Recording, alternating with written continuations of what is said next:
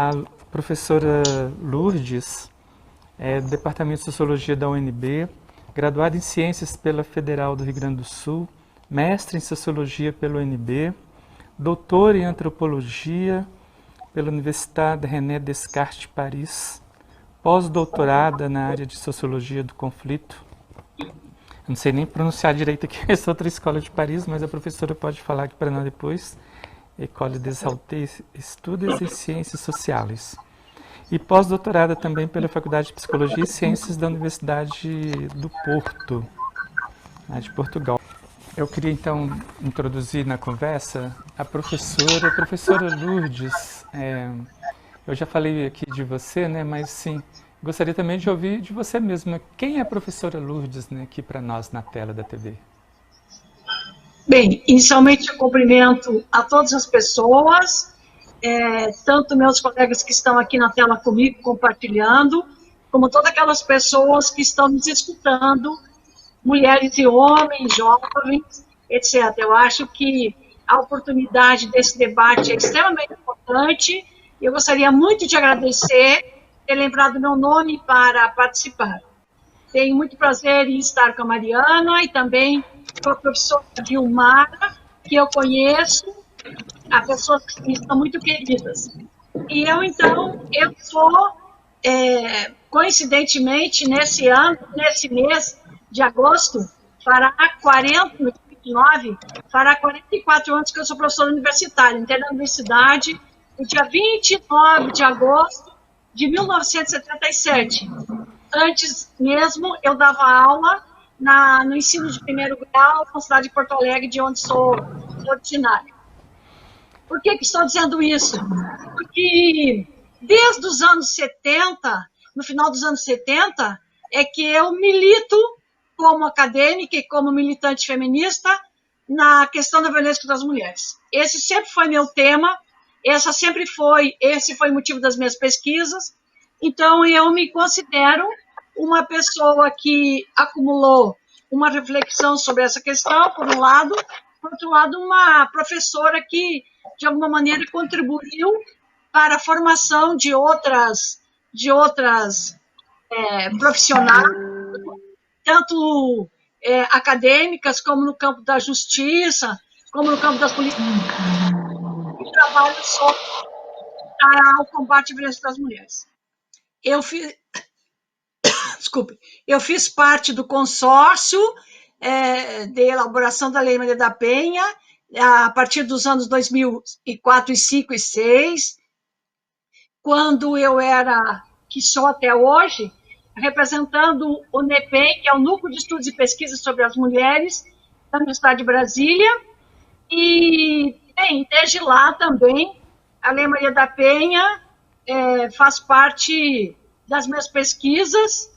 Eu conheço pessoalmente a Maria da Penha, com quem tive a oportunidade de dialogar, de conversar, e hoje posso contribuir para uma reflexão nesta data de 14 anos da implementação da lei.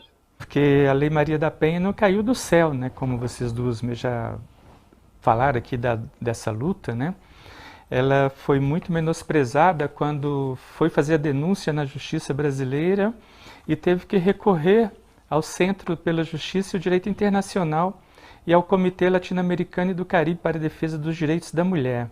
Estes organismos que pressionaram o Brasil, né, na Comissão Interamericana de Direitos Humanos da OEA, Organização dos Estados Americanos, em 98, que condenou o Brasil por omissão e negligência na defesa da mulher brasileira. E o Brasil teve que se comprometer em reformular leis e políticas em relação à violência doméstica. E foi criada a Lei Maria da Penha, né? Por isso nós estamos aqui hoje, 14 anos, comemorando essa lei muito importante para a defesa da mulher e contra a violência e contra o machismo nesse país. E como a própria professora Lourdes falou, fez parte do consórcio para que essa lei fosse possível no Brasil. Professora, vamos começar então por você, né, professora Lourdes. Eu queria a sua resposta para nós assim, sobre a importância da gente ter essa lei promulgada e muito utilizada hoje na defesa da mulher. muitas vezes ela usava fogão para fazer comida para fora e assim por diante. Então, foi incluída também a violência patrimonial, não é? Que não tinha centralidade, sobretudo porque a centralidade era na violência física e na violência sexual. Então, no dia 7 de agosto, foi o presidente Lula, assina a lei, chama a Maria da Penha, coloca a mão em cima da cabeça da Maria da Penha e diz: desse dia em diante, a lei se chamará Lei Maria da Penha. Então, a lei, ela tem várias características positivas. Ela é multidisciplinar, ela tem uma dimensão pedagógica, ela traz necessariamente a condição de ser uma lei que tem uma dimensão preventiva, ela não é só uma lei repressiva, como muitas pessoas querem colocar, não é? Ela traz uma série de avanços do ponto de vista jurídico, com a criação das varas especiais, etc. Ela traz um combate frontal ao sexismo, aos efeitos sexismos, aos efeitos da sociedade patriarcal, porém, ela já tem também que enfrentar alguns desafios, porque a questão da violência contra as mulheres negras necessariamente não está explicitada a categoria mulher como um genérico, como um coletivo, e isso veio a sofrer muitas críticas, evidentemente são críticas pertinentes, de vários grupos negros, não é? Também grupos com a questão étnica específica e assim por diante. Isso que eu estou dizendo é tão verdadeiro que o relatório da violência contra as mulheres, do assassinato contra as mulheres, publicado em 2015 pelo professor Jacob, com apoio da SPM, na época da ONU Mulheres da Flaxo, evidencia que havia uma pequena redução da violência contra as mulheres brancas e havia uma bem significativo aumento da violência contra as mulheres negras. Situação que, lamentavelmente, permanece até hoje. Então, se a lei da Maria da Penha ela trouxe vários aspectos inovadores, não é?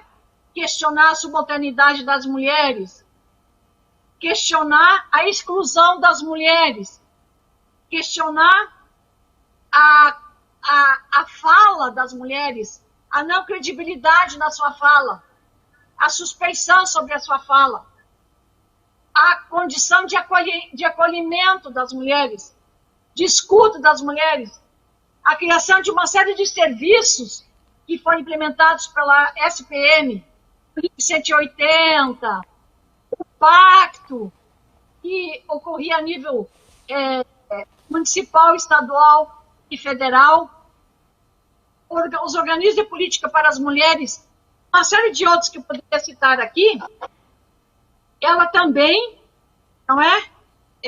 Ela também deixou, digamos assim, algumas questões abertas e que hoje representam desafios e que nós temos que trabalhar com competência para erradicar.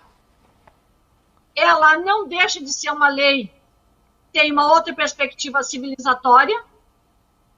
Houve um empenho muito grande em qualificar e sensibilizar, sobretudo, os profissionais da segurança pública, que hoje oferecem um atendimento bem mais qualificado, bem mais significativo, que ainda até o final da primeira década do ano 2000, grande parte dos boletins de ocorrência eram arquivados, não é?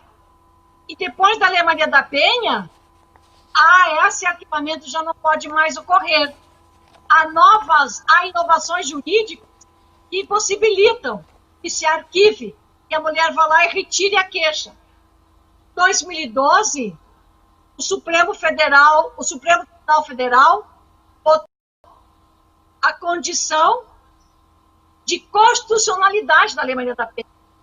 ela era questionada, inclusive, num certo meio jurídico, pela sua condição inconstitucional. E o Supremo Tribunal votou a favor da sua constitucionalidade.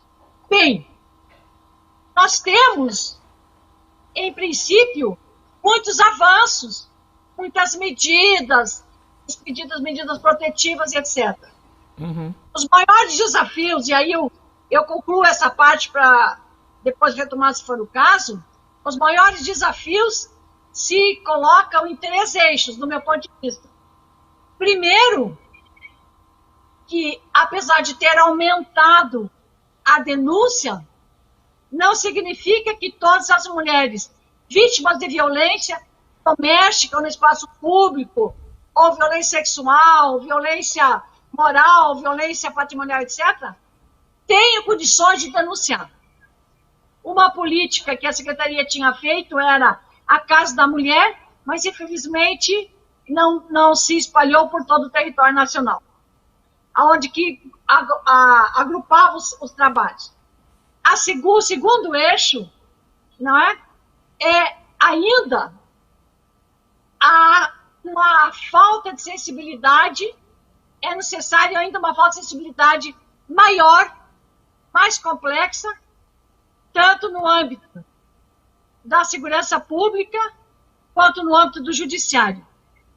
Como a própria professora Mariana colocou, há um núcleo, qual ela coordena, há também em várias cidades, núcleos atuantes, no Rio e em outras mais, que são super atuantes. Mas se vocês verificarem quem são os profissionais que estão envolvidos no núcleo, são basicamente as mulheres, promotoras, procuradoras, e toda essa hierarquia de mulheres que estão exercendo e fazem parte do corpo jurídicos que estão levando adiante essa questão. Pouca ainda sensibilidade, são poucos homens sensíveis a isso. E a terceira questão, não menos importante, é a falta de recursos, considerando que a violência contra a mulher, embora o fato das mulheres terem denunciado mais, não significa que a violência tenha diminuído os seus índices, porque não tem nenhuma pesquisa nacional que informe isso de forma sistemática, e como a secretaria está bastante articulada com outras questões que não dedicam uma atenção específica à questão das mulheres, nós temos ainda muitos desafios que enfrentar para que a Lei Maria da Penha, depois, que a Lei do Feminicídio, que posso falar depois, sejam efetivadas. Então, ainda a sua efetividade plena, no sentido da erradicação da violência, ela deixa a desejar. Introduz de novo a professora Lourdes aqui para nós, para falar para a gente. Quer dizer que a professora Vilmara traz questões extremamente importantes. E uma, talvez, que a gente possa falar mais, né, como a professora Mariana também já colocou e poderá também depois complementar, é exatamente essa descrença. Por que há essa descrença? Porque quando a mulher é revitimizada, que ela tem que contar mais de uma vez, é porque ela não é acreditada. E a mulher não é acreditada, não é só em relação à Lei Maria da Penha, não é só em relação à violência que ela sofre, mas é em relação à sua fala no espaço público. Vou dar outro exemplo que remete a outra forma de violência, que é uma violência simbólica, que é o seguinte: nós temos no Brasil, os cartórios são concessões públicas. Então, a Maria vai no cartório e diz, esse aqui é meu filho, e o cartório, ela não pode dizer, esse aqui é meu filho, e o pai é o João. O cartório pergunta, quem é o suposto pai? Então, aí tu já tens o primeiro descrédito, não tem o acolhimento de acreditar. Podia, né, registrar no nome da Maria e no nome do João. Mas, então, quem é o suposto pai? E aí o suposto pai, às vezes, é o João. E aí tem todo um trabalho que é feito, não é, pela Procuradoria para localizar o João, para que o João venha e diga, faça o exame de DNA e diga, esse filho é meu ou não é esse filho meu, que é a questão da reversão do ônus da prova da paternidade. Isso acontece com a violência contra as mulheres. As mulheres vão na delegacia e dizem, eu tive uma tentativa de estupro. Ah, bem, uma tentativa. E aí começa, aonde? Como foi? Com que roupa? Que horário? É claro que eu estou caricaturando um pouco, mas eu quero dizer com isso que não é tomado fato. Eu, por exemplo, dei algum tempo aula no Canadá e trabalhei lá com essa questão.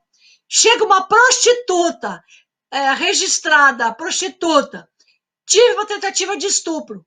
Bem, teve tentativa. Então, vamos ver quais são as consequências disso. Há um crédito na voz feminina. Você tem que provar. E ao provar, para o risco não é só se revitimizar. O maior risco é deixar de ser a vítima para ser a culpada. Esse é o risco que ninguém fala. Esse é o risco que acarreta medo nas mulheres, que desconhecem muito ainda, sobretudo as mulheres mais da periferia, que não tiveram tanta oportunidade de escolaridade, e até as que têm. Você vai na delegacia, você vai no juizado, é uma caixa preta, você não tem conhecimento de como é o processo, e nem sempre te é explicado. Você não tem conhecimento da celeridade. E uma série de perguntas que começam a serem feitas, elas acabam inibindo, traumatizando, acarretando medo, vergonha, e muitas vezes até humilhando a mulher vítima de violência. Então, é necessário, como a professora Mariana coloca, a promotora Mariana coloca, uma qualificação permanente e obrigatória. Né? Porque, claro que não é só feito por homens, é também feito por mulheres profissionais. Não é? Claro que a maioria, porque trata-se de uma sociedade sexista, é mais feita por homens, mesmo porque geralmente tem mais homens nesse espaço, mas é feita pelas mulheres. Então, esse descrédito, essa condição de ela poder, de vítima, vir a ser culpada, a falta de celeridade, a falta de conhecer os procedimentos. Além de tudo, não é? A defensoria pública não tem custo, os juizados, que eu saiba, não tem custo, mas nem sempre ela é informada. Às vezes ela não tem a menor condição. E isso transcende só as mulheres mais simples, que tiveram menos oportunidade do sistema escolar, de acesso ao sistema escolar, mas muitas vezes professoras também de áreas com menores recursos, com menores acessos, elas também têm a falta de conhecimento. Não é que elas não sejam boas, que não tenham sensibilidade, mas elas não conhecem. O que para nós pode parecer óbvio, que é, às vezes eu vou falar e digo, mas isso eu já sei tanto que as pessoas já devem saber e tal. E eu às vezes falo e as pessoas, não sabia, nunca tinha ouvido falar. Meu Deus do céu, é assim? Né? Então, é muito importante que a gente não peque por se repetir e que a gente diga, porque não adianta nós termos toda essa rede do Distrito Federal, que é extremamente vasta, extremamente diversificada, extremamente complexa, se as pessoas que nela trabalham, se as pessoas que respondem por esse acolhimento, por esse trabalho de atenuar a dor e o sofrimento e dando a certeza que as mulheres vão ser escutadas, que ações serão tomadas, e também porque os NEFAV também eles têm muito a tratar dos homens agressores, porque eles fazem também tratamento psicoterápico, psicológico, etc., com os homens agressores, que vai demandar uma mudança, não só na forma como nós somos socializados, mas vai demandar uma mudança também nas estruturas sociais, não é? Nas instituições sociais. E aí, contando com uma série de outros marcadores sociais, mulheres negras, mulheres indígenas, mulheres ciganas, mulheres despossuídas por exemplo, de um endereço, não é? Mulheres desempregadas, mães solteiras, lésbicas, toda a questão da sexualidade trans, etc. Então, é uma gama muito grande que está sob esse coletivo mulheres e que tem que ser decomposta para ser atendida, para ser olhada a diferença não pode acentuar as desigualdades, mas tem que ser olhada. Tem que ser olhada. E o tratamento não pode ser desigual do ponto de vista do exercício dos direitos. O tratamento tem que ser específico em função das vulnerabilidades de cada grupo social. Não é? E a última coisa que eu queria falar, que na pessoa da Mariana e do Dr. Tiago, fizeram esse seminário sobre o papel da mídia. A mídia, lamentavelmente, ela tem tido uma colaboração quase zero em relação a socializar as jovens gerações, porque a mídia hoje é um terceiro poder, em relação a produzir uma notícia questionando, ela é afirmativa. Primeiro porque, geralmente, ela repete o que diz da polícia. Então, por exemplo, eu agora estou fechando o livro que escrevi, já está pronto, só estou fazendo a última revisão, analisei mais de 2.000 notícias publicadas online nos 26 estados da Federação e no Distrito Federal, no período de 3 anos após a promulgação da lei do feminicídio, de como os enquadramentos eram feitos. Então, aí se repetem estereótipos, desrespeito às mulheres, desqualificação. A mulher foi morta com 30 facadas, aí aparece a fotografia. A mulher foi morta com 40 facadas, foi queimada, quer dizer, a notícia ela é importante que informe, mas as consequências de como é feito, as consequências podem ser muito negativas, podem ser devastadoras. Então é importante que a mídia tenha essa sensibilidade também. Não só está na Lei Maria da Penha, toda essa questão em relação à mídia, como já foi falado aqui, como ela está nos organismos internacionais, não é? Em respeitar essa pessoa, não é porque ela já morreu, não tem mais como se defender. Sem contar que a nominação direta dos casos de feminicídio não chega nem 20%, 3 anos depois da lei. Não dá para a gente comparar todos os estados, que o Acre não tem nada a ver com o Distrito Federal e assim por diante. Então, a gente tem que considerar as características locais, as dinâmicas sociais locais, as dinâmicas políticas locais, o grau de compromisso, o grau de recursos e as instituições que tem em cada lugar para a gente poder fazer um trabalho que seja, ao mesmo tempo, geral, mas que também possa ter repercussões específicas. Você tocou num ponto aí. Eu recebi um café aqui da minha secretária e convido para o café, mas obrigado. Você tocou num ponto importante, professor, o machismo da mídia, né? Veja a presidenta Dilma, a única mulher presidente nesse país, como que ela foi tratada e como são tratadas as mulheres governadoras, prefeitas, né? Misoginamente, a Dilma. A Dilma perde o mandato pela misoginia, que ela é obrigada a juntar as 3 secretarias sobre o argumento de que era mais em conta o recurso. Mentira! Mentira! É porque ela tinha um grande apoio, uma grande parte do movimento social apoiava nesses 3 segmentos. E aí ela se enfraquece, porque as mulheres também sentem, não é? Enfim, foi uma luta misógina. Disso eu tenho certeza absoluta. E uma que mídia... levou ao desfecho que a gente conhece. E uma mídia golpista que fez o que tem hoje aí, um presidente da República machista e misógino, né? Um cara absurdo. Genocida ainda, pior de tudo. E eu queria dizer ainda que nós não podemos deixar de tomar atitudes. Nós, em cada um dos lugares que nós estamos, fazer com que essas políticas possam ir para frente, mesmo que não estejam completamente preparados, com falta de recursos, etc.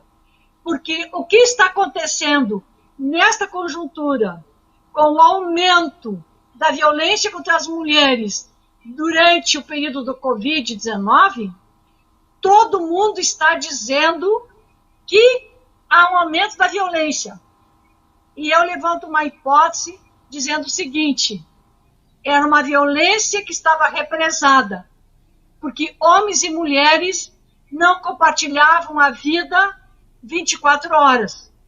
Compartilhavam, talvez, 6, talvez 8 horas, a mulher com a sua carga de trabalho e com o cuidado dos filhos, etc., e o homem fora de casa.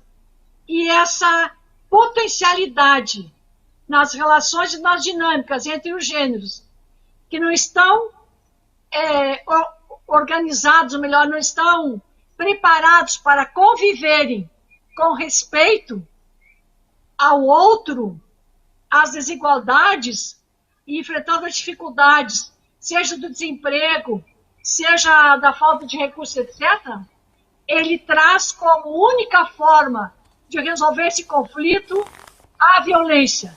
E a violência vai incidir sobre a ponta mais fraca, que são as mulheres, as crianças, as meninas e assim por diante. Então, eu quero dizer